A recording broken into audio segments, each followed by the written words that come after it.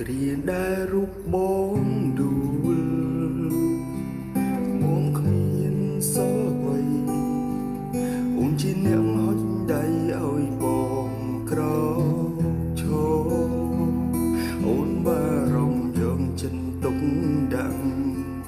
អូនធ្វើរឿងល្អល្អបងត្រេកអរមានមនុស្សស្មងសរនៅក្បែរទុំអ្នកទុំនងយើងក៏ប្រែស៊ីជុំរើអារម្មណ៍បងកងក្ដៅពេលមានអូនមើលថែអូនជាអ្នកបងរៀនបងໄວហៅថាស្នេហ៍មិនយល់ដែរសុំកើនរឿងចំបែងស្នេហាយើងក៏ឈៀដើរមកដល់ផ្លូវកាយរៀងទៅស្ដាំទៅឆ្វេងវែងចែកផ្លូវគ្នាដើរសំពៀនជុំវិញ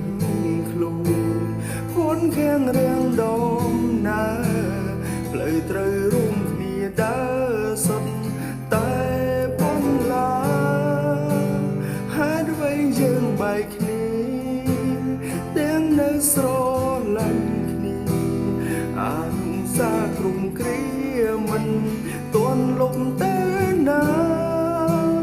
ទោះរយៈពេលខ្លីតែមានន័យខ្លាំងសាមិនធំគិតថា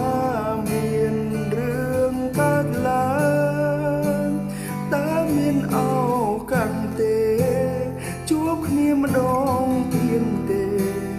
បងចង់មានអូន